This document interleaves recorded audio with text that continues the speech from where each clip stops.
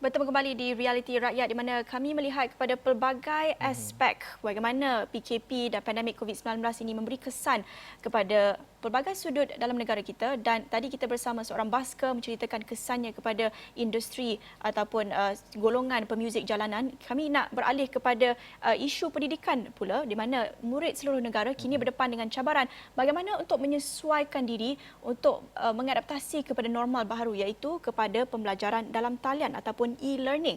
Apabila hampir 40% murid tidak mempunyai peranti elektronik, ini menimbulkan persoalan mengenai persediaan murid dan juga guru bagaimana untuk menghadapi perubahan digital ini, terutamanya bagi mereka di luar bandar. Dan di Sekolah Kebangsaan Lingkabau, Beluran, Sabah contohnya, perubahan ini amat mencabar apabila akses kepada peranti elektronik, telefon, malah capaian internet pun menjadi cabaran buat penduduk di Lingkabau. Dan kita nak dengarkan keluhan seorang wakil ibu bapa pelajar di Sekolah Kebangsaan Lingkabau, bagaimana agaknya realiti mereka dalam mengadaptasi kepada normal baharu ini. Kita dengarkan.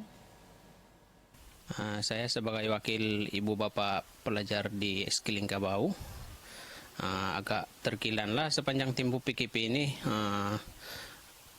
karena pembelajaran anak-anak kami sangat terjejas. Namun demikian kami mengucapkan juga ribuan terima kasih kepada guru-guru atas usaha-usaha yang diwujudkan oleh para guru untuk menyediakan kerja harian untuk para murid melalui aplikasi WhatsApp, di mana mereka telah menyediakan beberapa grup untuk semua pelajar untuk mendapat pelajaran setiap hari lah.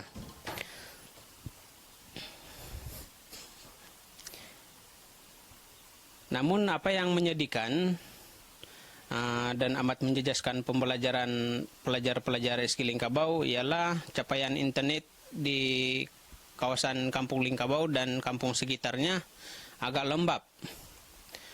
Jadi pembelajaran yang disalurkan melalui WhatsApp tidak dapat diakses sepenuhnya oleh semua ibu bapak, dan ini menyebabkan pembelajaran anak-anak kami memang terjejas teruk.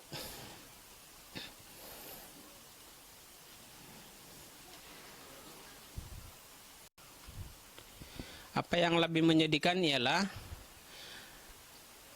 separuh daripada pelajar-pelajar SK Lingkabau berada atau tinggal di kawasan yang tidak mempunyai rangkaian telepon, ataupun ada antara ibu bapak yang langsung tidak memiliki telepon, dan ada juga yang memiliki telepon tetapi bukan telepon pintar.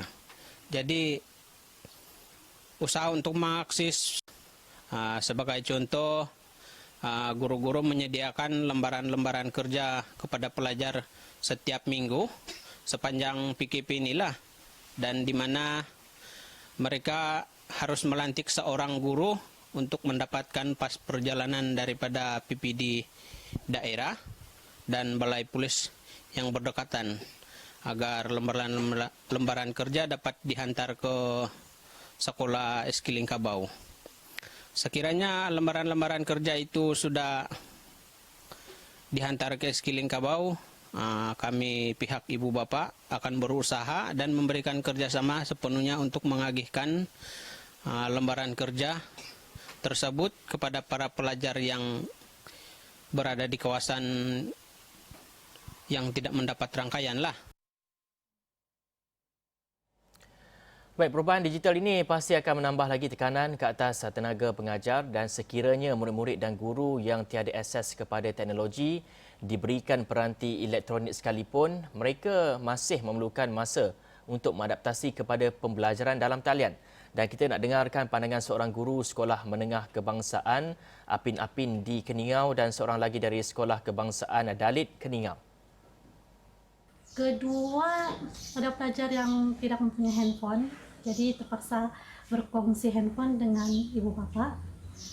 Yang ketiga, apabila melaksanakan PDP dalam talian online, ada pelajar yang susah untuk memahami sesi pembelajaran yang sedang berlangsung lah. Ini sesuatu pembelajaran yang diajar.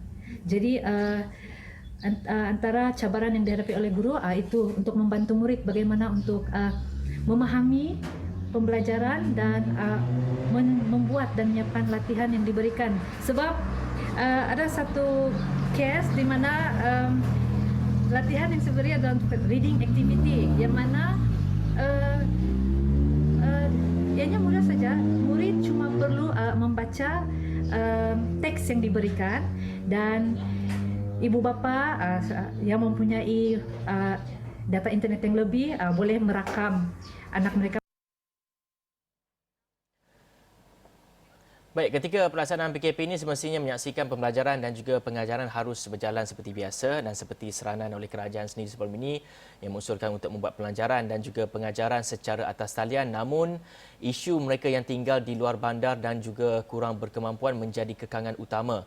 Sebagai contoh, di Sabah jaringan jalur lebar yang perlahan dan beberapa kawasan menjejaskan aktiviti pembelajaran dan terdapat juga sebilangan besar penduduk di sana terutama di pedalaman tidak mempunyai peranti seperti peranti tidak menyokong kepada pembelajaran ini.